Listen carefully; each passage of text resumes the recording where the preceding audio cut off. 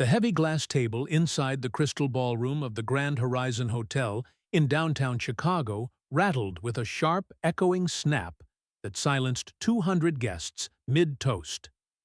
The sudden impact of the thick leather binder cutting through the soft jazz music felt like a physical blow. Moments before, crystal flutes had been raised high to celebrate the fourth wedding anniversary of Brandon Vance and Victoria Beltran. Photographers hired for the gala kept their camera lenses aimed high, their flashes flickering against the velvet drapes, while senior board members exchanged uneasy glances. Several high-profile investors froze, with awkward smiles fading from their faces.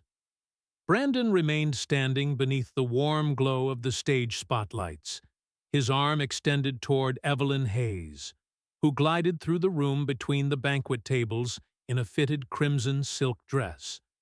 She walked with the practiced confidence of someone who had rehearsed every step.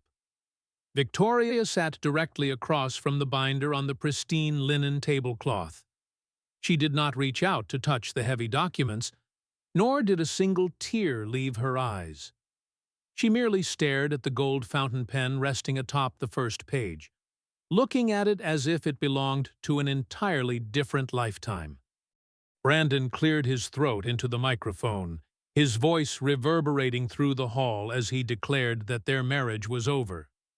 He announced to the quiet crowd that before the evening concluded, Victoria would sign away her standing within the family estate, her residence, and her operational role in the global holdings company.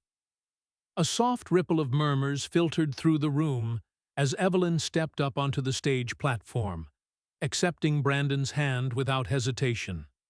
He introduced her to the elite audience as the vision behind the company's new international direction and the woman who truly understood his grand expansion plans.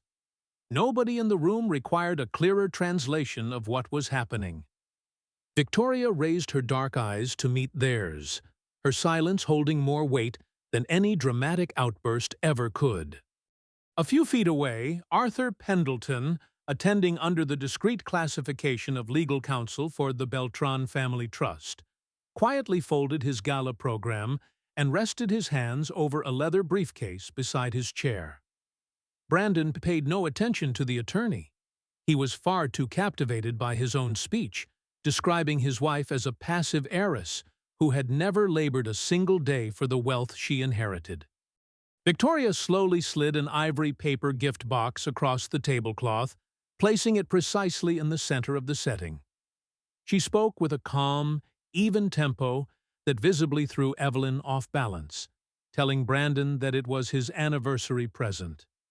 Evelyn let out a brief, breathless laugh, convinced that the box represented a desperate, last-minute plea to salvage a dying marriage.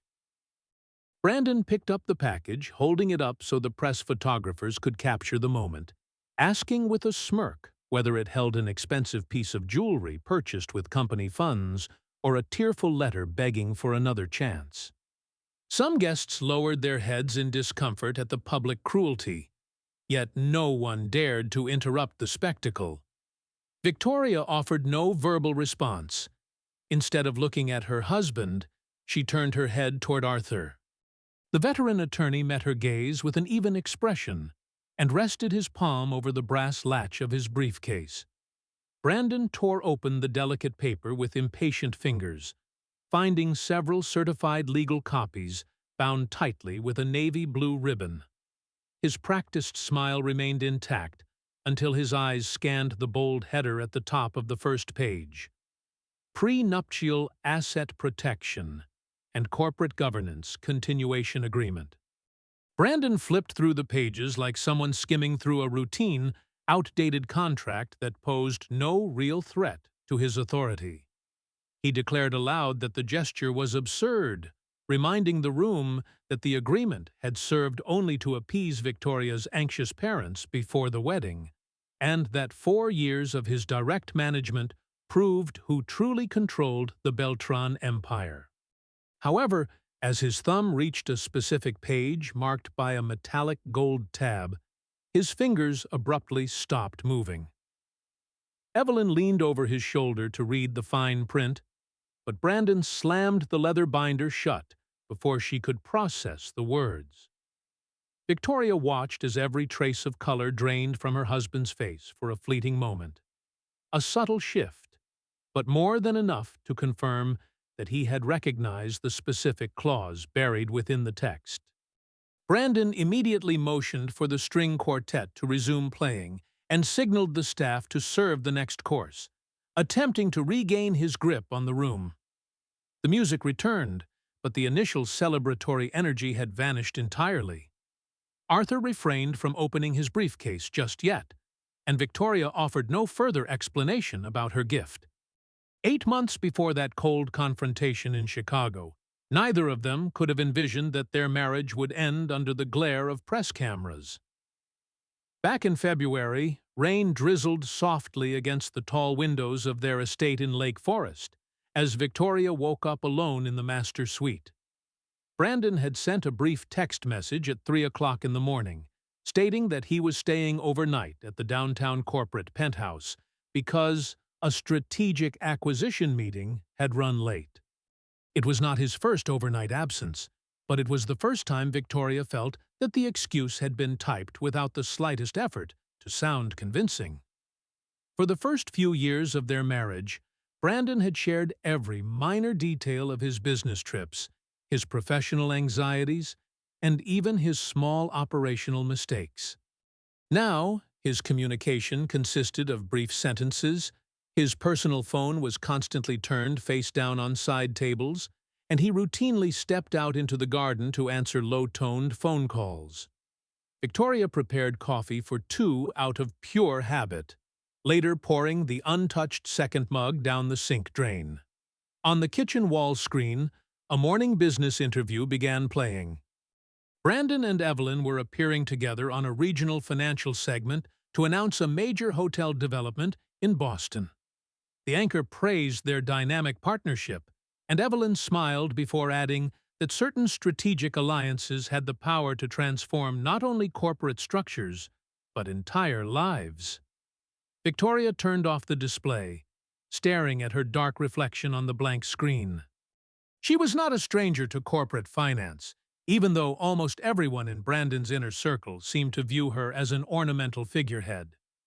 She held a degree in asset management from Northwestern University, understood the foundational balance sheets of the historic properties inherited from her late parents, and had personally audited the financial reports during the early years of their marriage. Following her mother's passing after a long illness, Victoria had experienced a period of deep grief and anxiety, choosing to step back from public-facing board meetings to recover her mental balance. Brandon had promised to protect the family legacy, while she took the necessary time to heal. Victoria granted him temporary power of attorney and conditional voting rights over her primary stock holdings, not out of incompetence, but because she trusted his integrity implicitly. Over time, however, that quiet act of trust was systematically rewritten into a different narrative. Brandon began speaking to investors as though he were the sole founder of an empire he had merely been brought in to manage. Evelyn frequently corrected analysts who referred to Victoria as the controlling shareholder, referring to her instead as simply the executive director's wife. That rainy morning in Lake Forest, Victoria finally began asking herself how much of her quiet retreat had been weaponized as silent permission. 2 days later, Victoria drove downtown to the corporate headquarters for a scheduled committee meeting regarding the restoration of an iconic lakeside property in Michigan. Her name was listed on the official attendance roster, though it had been months since she had been sent the complete briefing packets. When she walked into the executive conference room, she found Evelyn sitting in her designated chair beside Brandon, analyzing high-resolution financial projections on a central screen. An administrative assistant rushed forward to pull up an extra chair, but Brandon raised a hand, suggesting in front of 12 senior executives that Victoria did not need to stay for the technical line-item discussion. He remarked with a patronizing chuckle that his wife fatigued easily and that complex operational expenditures would only overwhelm her. Victoria felt a wave of cold embarrassment rise up her neck, but she kept her composure. She quietly asked why the projected restoration budget had expanded by 38% without prior authorization from the Family Wealth Oversight Committee. The room fell completely silent. Evelyn answered smoothly, explaining that modern luxury standards required swift executive decisions and flexible capital allocation. Brandon promptly closed the digital presentation slide and gently urged Victoria to trust the seasoned professionals in the room. Walking out into the carpeted hallway, Victoria realized that Brandon was no longer safeguarding her family's heritage. He was actively training the executive team to treat her like an uninformed outsider. Near the elevators, a senior administrative clerk named Sarah Miller caught up to Victoria. Sarah held a thick paper folder tightly against her blazer, her expression filled with nervous hesitation. She whispered a brief apology for how the meeting had been handled, glancing anxiously toward two approaching vice presidents. Victoria thanked her quietly for the kindness and asked no probing questions. Later that afternoon, Sarah sat at her desk staring at an internal wire transfer request linked to a luxury high-rise condominium along the Magnificent Mile. The purchase was categorized as a corporate guest property, yet the primary lease agreement listed Evelyn as the sole residential occupant. Sarah reviewed the attached ledger, finding authorized invoices for custom interior design, private building security, and a climate-controlled wine cellar, all bearing Brandon's personal signature. Buried within the digital folder was an internal memo instructing accounting to amortize the expenses under the regional expansion budget. Sarah struggled with her conscience for hours. Blowing the whistle on the executive director meant risking her career and financial security, but keeping quiet meant becoming a silent participant in a systematic fraud that was actively draining the true owner's inheritance. While Sarah wrestled with her ethics, Brandon and Evelyn were dining inside the newly acquired Magnificent Mile condo. Spread across the marble kitchen island were the confidential blueprints for a massive financial restructuring that would permanently shift control of the Beltran Group. Brandon planned to sell 3 high-performing coastal resorts to a foreign investment fund before the end of the summer. The announced purchase price looked reasonable on the surface, but a third-party advisory firm registered overseas was set to receive an extraordinary finder's fee commission. Evelyn held an indirect equity stake in that advisory firm, and Brandon would secure enough capital to launch an independent entity far beyond the reach of the Beltran Trust. The only structural obstacle standing in their way was that the asset sale required the definitive voting rights attached to Victoria's primary shares. Brandon possessed the temporary proxy authority to exercise those votes during the marriage, but he feared she might revoke that power if she discovered the full extent of his personal connection with Evelyn. Evelyn proposed an aggressive counter-strategy. Announced the divorce publicly right as the commercial real estate deal reached its final closing phase, forcing Victoria to sign the settlement under intense public scrutiny. Evelyn reasoned that a woman humiliated in the press would focus on escaping the public eye rather than hiring forensic auditors to comb through old legal contracts. Brandon sipped his bourbon, assuring Evelyn that he knew his wife better than anyone. He claimed Victoria despised public conflict, shrank away from headlines, and would readily accept a generous financial settlement, a comfortable estate, and the right to retain her social title. Evelyn asked what would happen if Victoria attempted to claim her voting rights back through the board. Brandon smiled, explaining that after 4 years of running the operation, the financial institutions and board members recognized him as the sole operational leader, regardless of whose name appeared on the original stock certificates. Evelyn rested her hand on his forearm and suggested turning the upcoming 4-year corporate anniversary gala into a definitive display of absolute authority. They would gather major institutional investors, press reporters, and board directors under one roof, unveil the new international trajectory, and publicly announce the end of his marriage. Brandon hesitated for only a moment, seduced by the prospect of taking total control of the narrative. He failed to realize that by choosing such a high-profile audience of influential witnesses, he was constructing the exact stage that could dismantle his authority. Over the following weeks, the distance between Brandon and Victoria deepened into cold, overt detachment. He stopped asking about her daily routine, transferred key personal documents to his private office downtown, and began referring to the Lake Forest residence as if it were already his exclusive property. Late one evening, he casually informed her that he was hosting a grand anniversary celebration at the Grand Horizon Hotel. Victoria expressed surprise, noting that they had been living like distant housemates for months. Brandon replied that maintaining an appearance of marital stability was essential for investor confidence. He instructed her to wear an understated dress, smile for the media cameras, and refrain from answering questions regarding the upcoming property transfers. When Victoria directly asked if Evelyn would be attending, Brandon answered sharply that the director of corporate communications was essential to the company's future growth. He accused Victoria of feeling irrationally threatened by a capable, career-driven woman. That single line confirmed something far more sinister than emotional betrayal. Brandon actively wanted Victoria to doubt her own perception, undermining her confidence, while he systematically dismantled everything her family had built. 3 days later, an unmarked padded envelope arrived in Victoria's private mailbox at the end of the long driveway.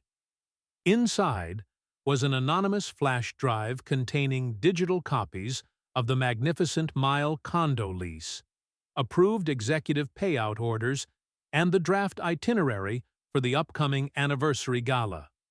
A scheduled time slot at 11 o'clock in the evening was bolded with the title Executive Announcement and Leadership Transition. Listed beneath it were the names of Brandon Vance and Evelyn Hayes, followed by a confirmed media guest list featuring senior financial journalists, banking representatives, and board members. Victoria stood in her quiet entryway, reading every document without moving a muscle. She did not cry until she opened an image file included on the drive. It showed Brandon and Evelyn clinking champagne glasses on the condo's balcony, standing beside a leather box containing 2 crystal flutes engraved with their initials. The emotional weight hit her like a sudden loss of oxygen. Victoria sat down on the hardwood floor, resting her back against the foyer wall, realizing that her husband had not simply fallen out of love with her. He had converted their private marriage into a calculated corporate takeover. That night, Victoria unlocked the heavy steel fireproof safe located inside her late mother's study. Deep inside, she pulled out corporate deeds, original founding articles, and a dark leather binder that had remained untouched since her wedding day. On the very first page were her signature, Brandon's signature, and the official notary stamp of Arthur Pendleton. Memories of the morning they signed the document flooded back.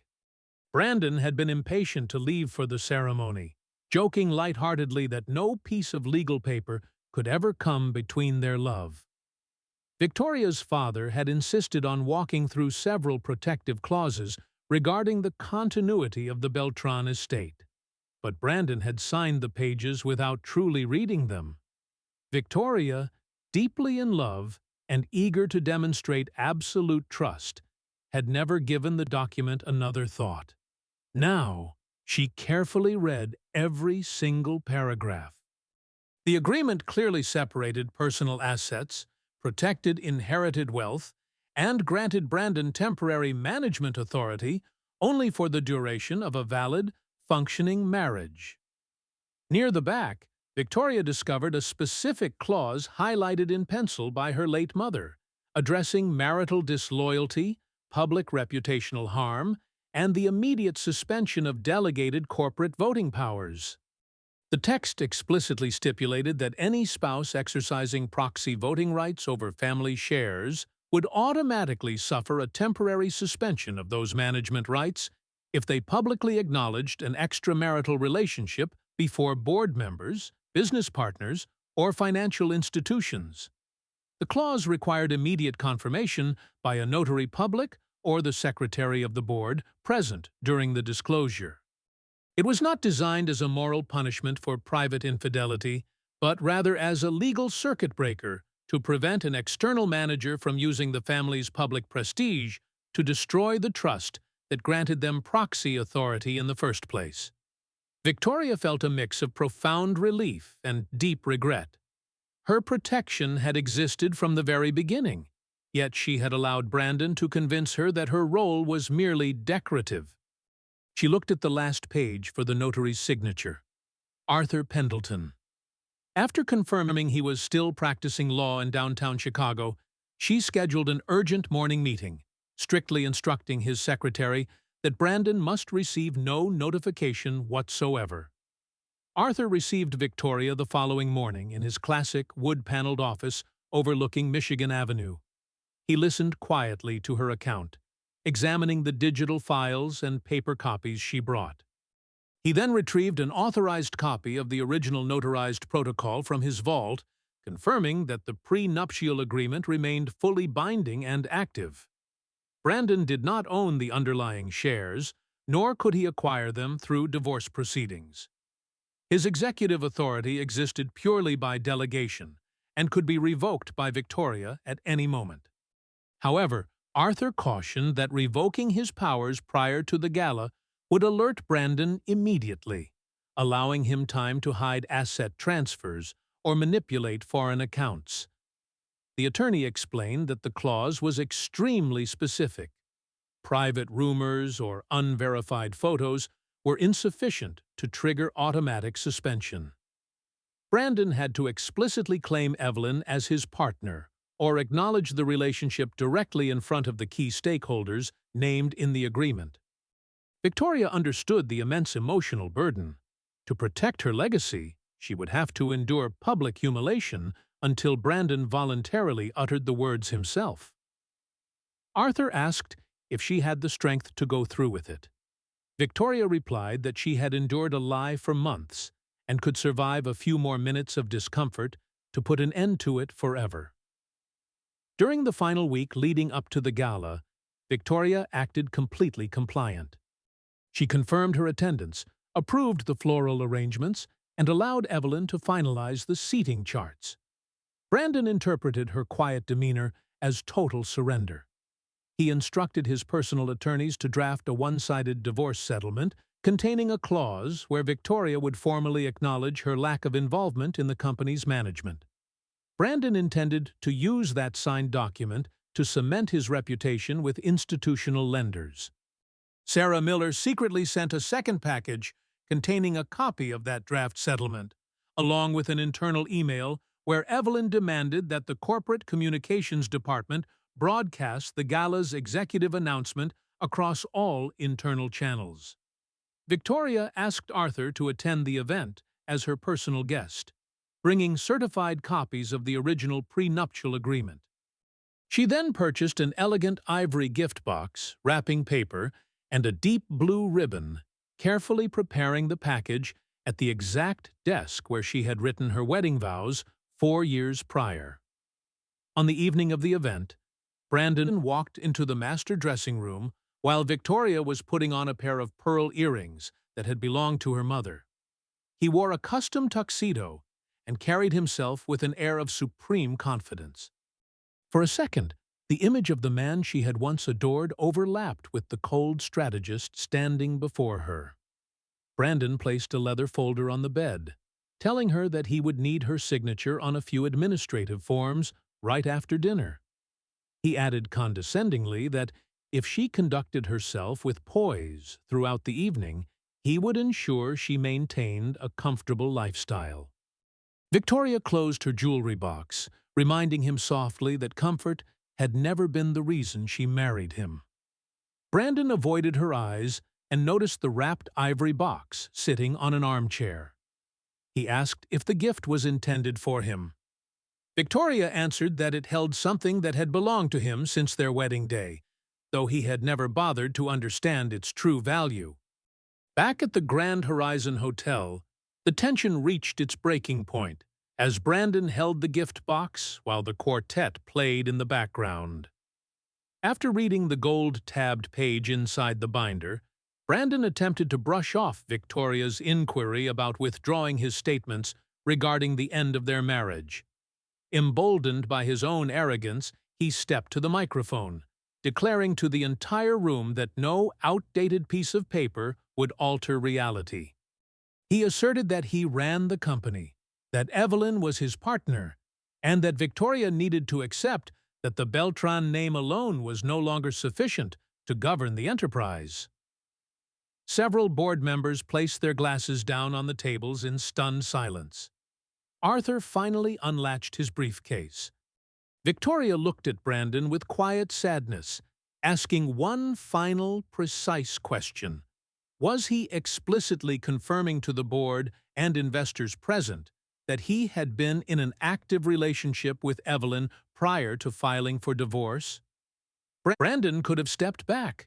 He could have requested a private conversation or questioned why an attorney was sitting directly beside the board members. But his pride transformed his exit strategy into an open provocation. He placed his arm firmly around Evelyn's waist, declaring into the microphone that he loved her, that they had been together for nearly a year, and that he would not allow an incompetent wife to use family paperwork to hold him back. Camera flashes illuminated the ballroom in rapid succession. Evelyn initially smiled, but her expression turned to stone as Arthur stood up, holding a sealed, certified legal document in his hand. Victoria did not smile or celebrate. She felt only the somber realization that Brandon had willingly destroyed his own standing. Arthur stepped toward the stage, requesting that no one leave the room, as a formal declaration with immediate corporate consequences had just been executed on the record. The silence that followed Arthur's announcement was so absolute that the hum of the air conditioning sounded loud against the stillness. Brandon took a step down from the stage, still keeping his arm around Evelyn, and demanded to know who had authorized an uninvited lawyer to disrupt a private celebration. Arthur replied calmly that his presence was strictly professional, presenting a certified copy of the prenuptial agreement executed 4 years prior. Senior board members leaned forward, eager to inspect the documents. Victoria remained standing silently by her table, her face showing neither triumph nor anger, but rather the cold certainty that Brandon had chosen his own downfall. Brandon attempted to frame the situation as a minor domestic dispute, but Arthur clarified that the public statement directly impacted the voting rights of the primary share block. Brandon let out a harsh laugh, declaring that no marital agreement could freeze a multi-million-dollar corporation that he had personally built over the last 4 years. He turned to the chairman of the board, a veteran banker named Thomas Arriaga, demanding that he publicly confirm Brandon's executive authority. Thomas avoided eye contact, asking Arthur to provide a complete legal explanation first. That hesitation visibly rattled Brandon. For months, he had cultivated the absolute loyalty of the board through promises of lucrative deals and threats of exclusion. Now he was discovering that their allegiance was tied entirely to the voting power attached to Victoria's equity. Evelyn whispered frantically that they needed to cut the microphones and clear the media from the room, but it was already too late. Financial journalists were already broadcasting updates, foreign investment partners were texting their legal teams, and Sarah Miller stood quietly near a marble pillar, watching the foundation of lies crumble. Arthur explained to the room that he was not there to litigate a divorce, but to record a specific legal event explicitly detailed in the prenuptial contract. The proxy voting rights granted to Brandon were officially suspended the moment he publicly acknowledged an extramarital relationship in the presence of board members and institutional lenders.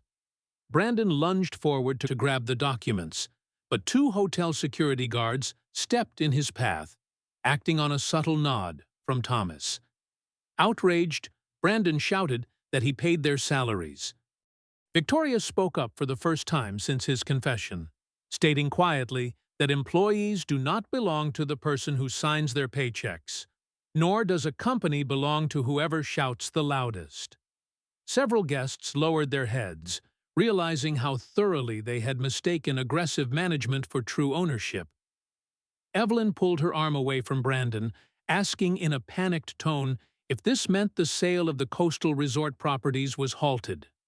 The close-range microphone picked up her question clearly.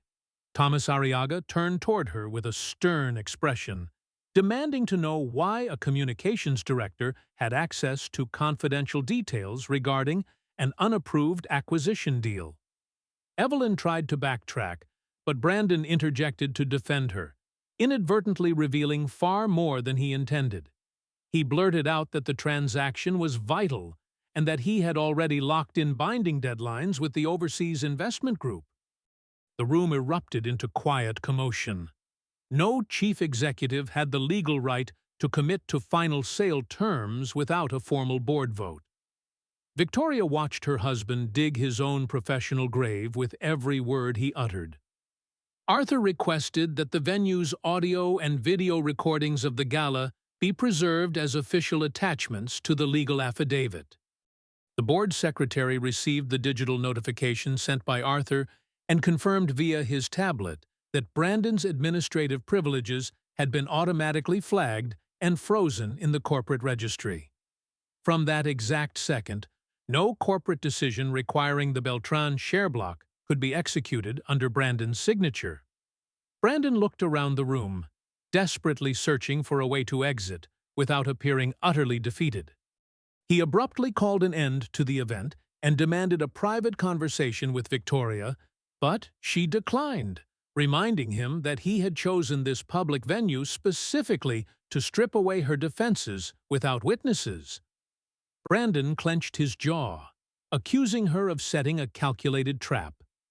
Victoria replied that a trap forces someone into an unexpected situation, whereas he had built his own predicament, invited the witnesses, and freely spoken the words that triggered the consequences. Months earlier, when his subtle behavioral shifts could still be attributed to workplace stress, Brandon had already begun cutting Victoria off from company information. He had ordered monthly financial reports, routed exclusively to his private email, replaced the shareholder relations manager, and presented the changes as a way to shield his wife from stress. Victoria had initially accepted it because she was still dealing with grief following her mother's death. Brandon had recognized that vulnerability and exploited it masterfully. Whenever she asked about company metrics, he gently told her to rest. Whenever she expressed a desire to attend board meetings, he brought up her past anxiety episodes to suggest she might suffer a relapse. His apparent concern was actually a deliberate strategy to turn her recovery process into evidence of professional incompetence. Gradually, employees stopped reaching out to her. Investment partners forgot her input, and Brandon began positioning himself as the sole savior of an enterprise he had never owned. Evelyn had played a pivotal role in that narrative overhaul. Through the PR department, she erased references to Victoria's past contributions regarding property modernizations from official corporate profiles. Media interviews painted Brandon as the master architect of the brand's growth, while Victoria was reduced to a quiet figure attending annual charity galas. When a journalist once inquired about the equity ownership structure, Evelyn responded smoothly that while stock certificates may bear a specific name, true leadership is defined by vision. Brandon had praised that quote, repeating it in private executive meetings. Victoria only discovered months later that several newly hired department heads had no idea she held the controlling majority stake. By then, The psychological manipulation had expanded into an all-out campaign to convince the market that Brandon was indispensable and that removing him would collapse the business. Sarah Miller had witnessed that narrative engine turn into a system of workplace intimidation. Brandon demanded that all corporate communications go through his office, reprimanding anyone who carbon-copied Victoria on emails. Sarah had once overheard the chief financial officer arguing with Brandon over an unusual finder's fee tied to the coastal resort deal. The CFO had refused to sign off on the payment without knowing the ultimate beneficial owner of the offshore advisory firm. 2 weeks later, that CFO was abruptly demoted to a minor subsidiary. Evelyn had told the staff it was part of a routine restructuring, but Sarah had heard Brandon state that no one was going to stop his exit from the group. That statement bothered Sarah deeply. She relied on her paycheck to support her aging parents, but she recognized that staying quiet made her complicit.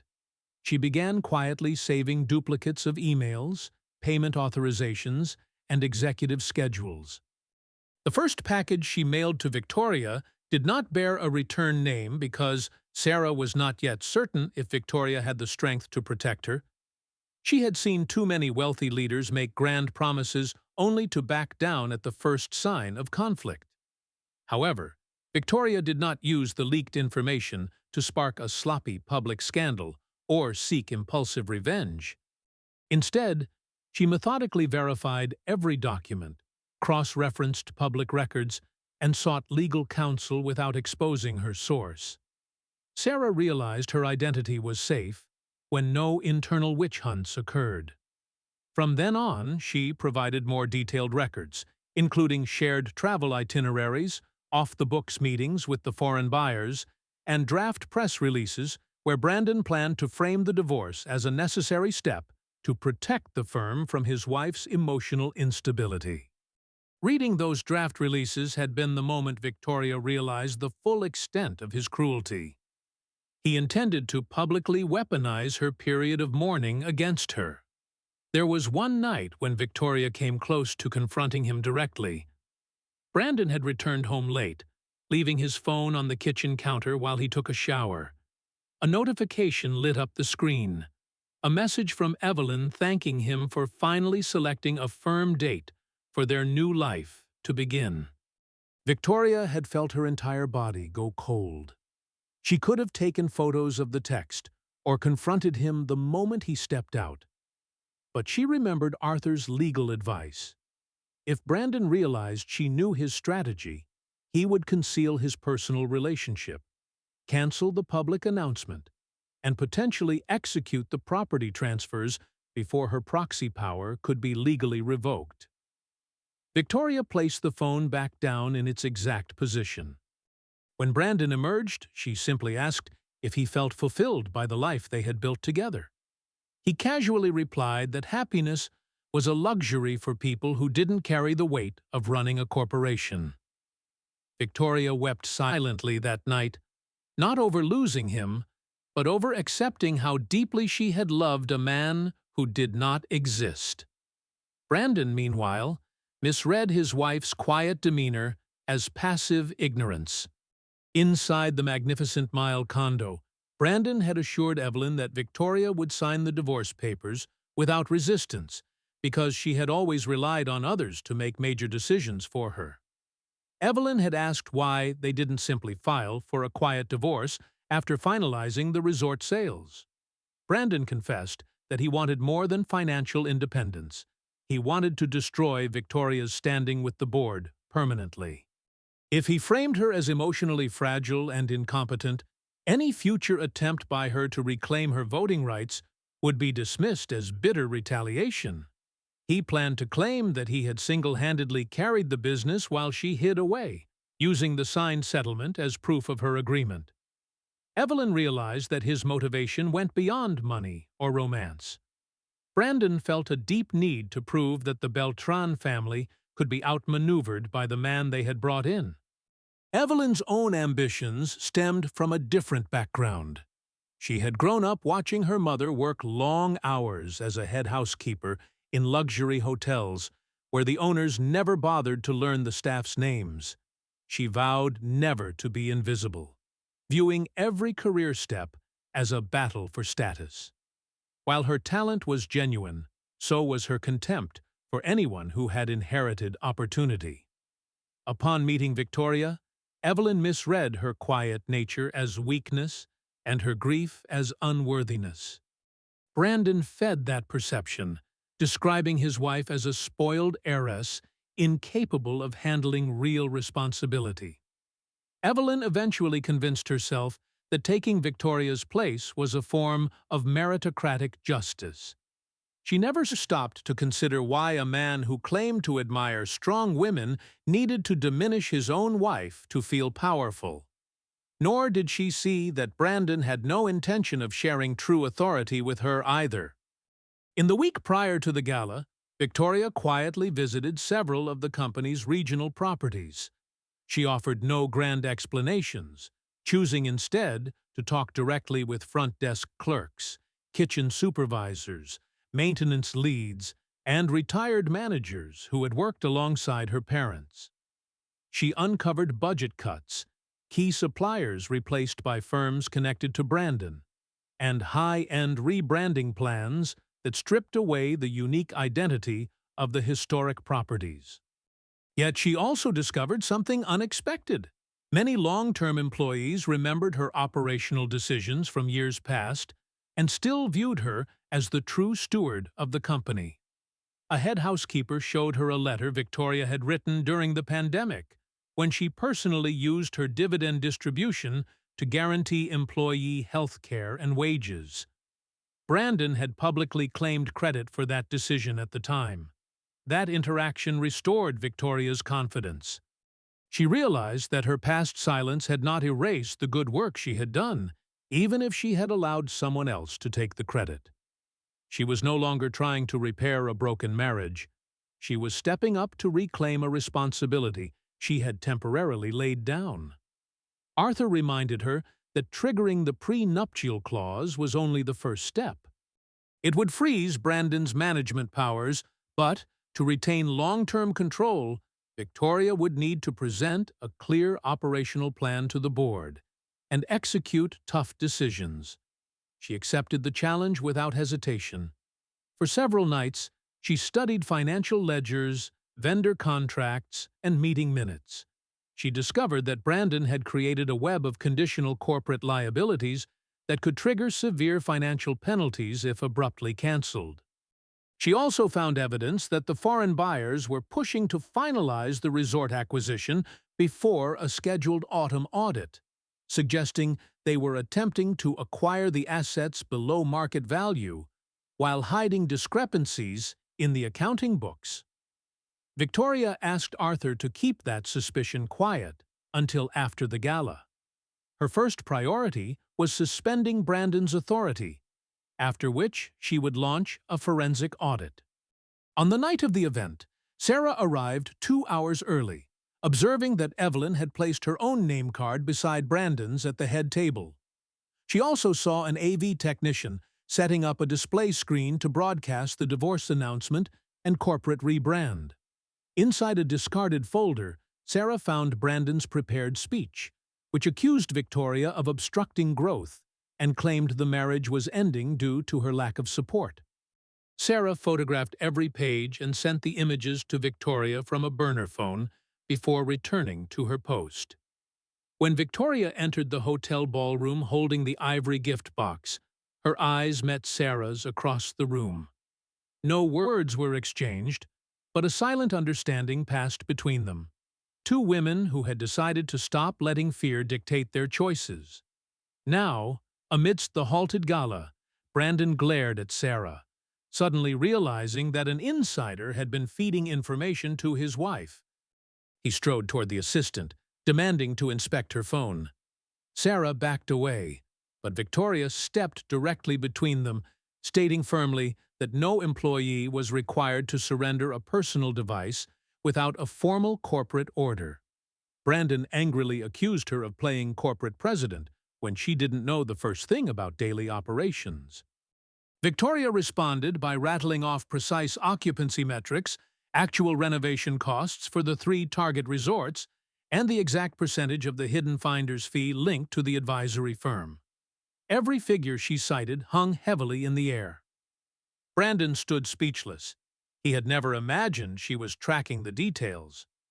Evelyn turned to him, demanding to know why he hadn't mentioned that Victoria had reviewed the deal metrics. Brandon offered no answer, realizing too late that he had mistaken her quiet demeanor for ignorance. Thomas Arriaga immediately called for an emergency board session for the following morning, ordering a total freeze on all property transfers, executive appointments, and capital allocations. He also instructed Brandon to hand over his digital credentials for the financial systems. Brandon refused, shouting that this was a hostile takeover orchestrated by a bitter wife.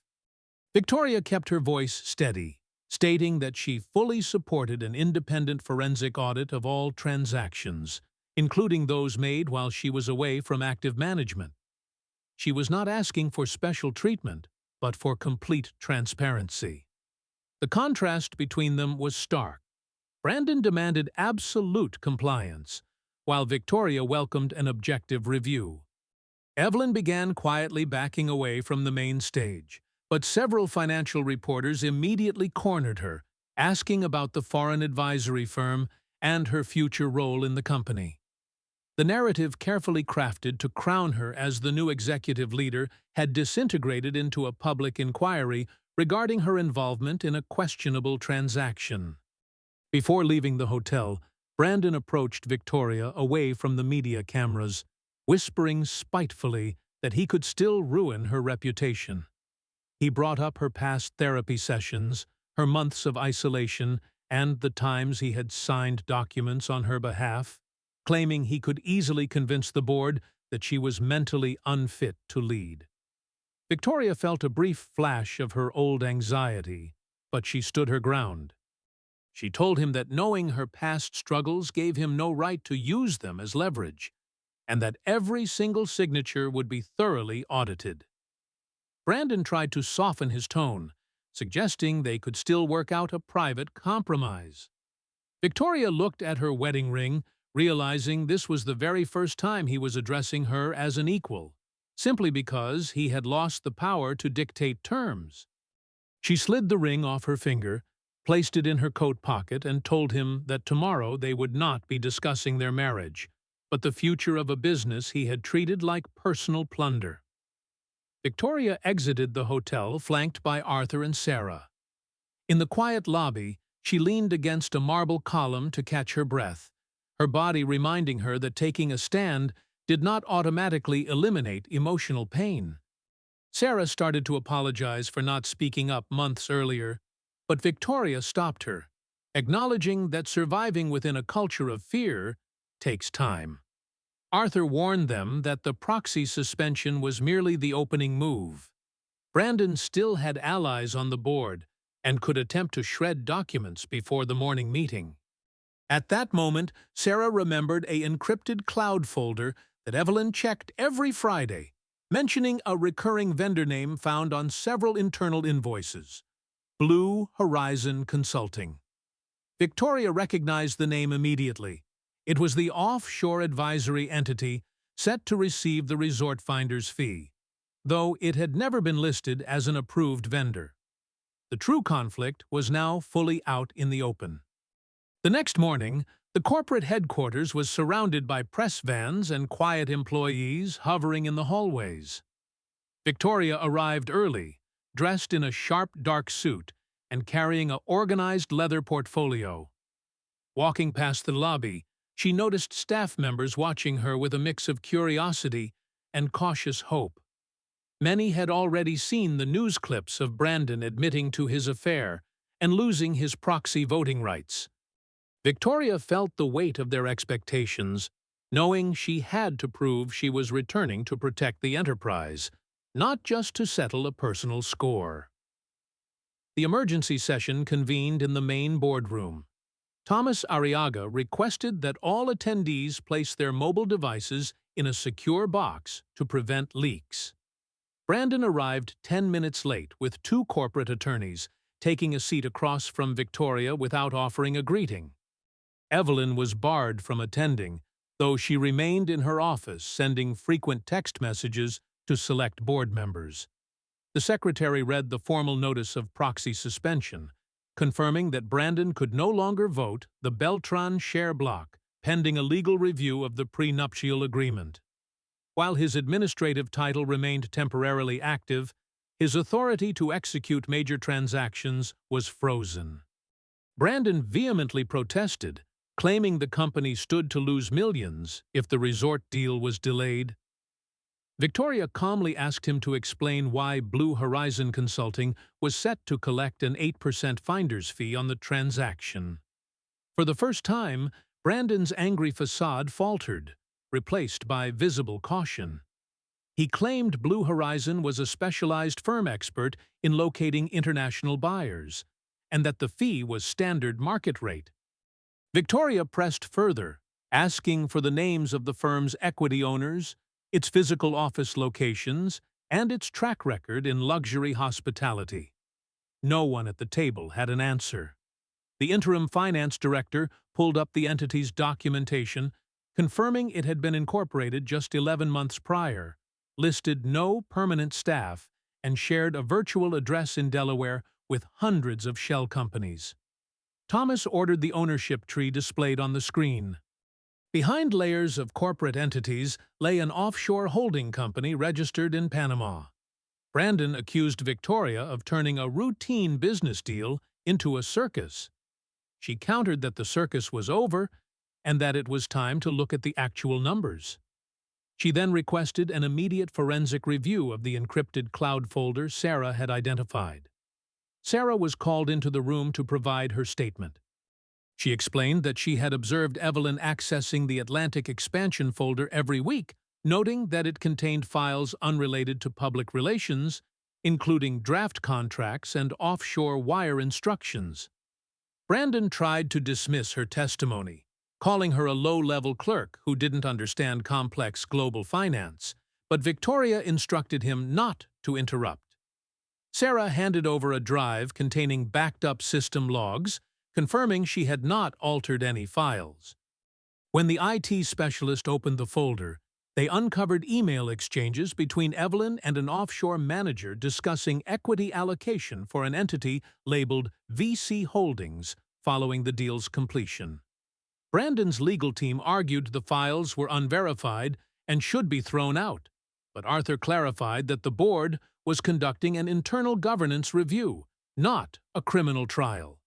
Thomas approved the full forensic extraction of the files.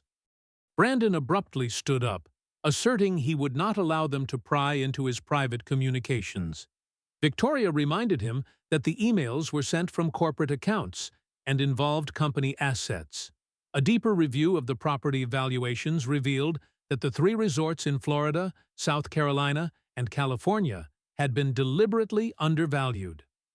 An internal performance audit never presented to the board showed rising occupancy and revenue over the last 3 years.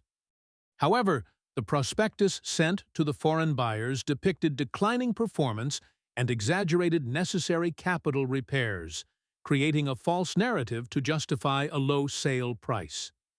Victoria recognized the handwriting on an earlier appraisal report as belonging to a retired real estate consultant who had worked for her father. They contacted the consultant, who joined via video call from his home in Arizona. He confirmed that his original assessment had been highly positive and that he had never advised selling the properties. Upon reviewing the prospectus Brandon had used, he pointed out altered pages and a digital signature that was not his. The energy in the boardroom shifted dramatically. This was no longer just a matter of marital misconduct. It was potential corporate fraud and document forgery. Brandon denied modifying the documents, attempting to shift the blame onto the former CFO he had demoted weeks earlier. Thomas ordered the former CFO brought into the call. Joining from his home office, the former executive stated under oath that he had refused to approve the Blue Horizon fee structure because no transparency was provided regarding its true owners. He added that Brandon had threatened to blackball him in the industry if he contacted Victoria, before transferring him to a minor subsidiary. He produced a saved email where Evelyn had requested removing positive financial trends from the prospectus, arguing that buyers needed to see a distressed asset to move quickly.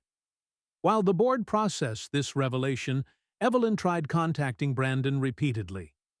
When he didn't pick up, she attempted to walk into the boardroom, but security stopped her.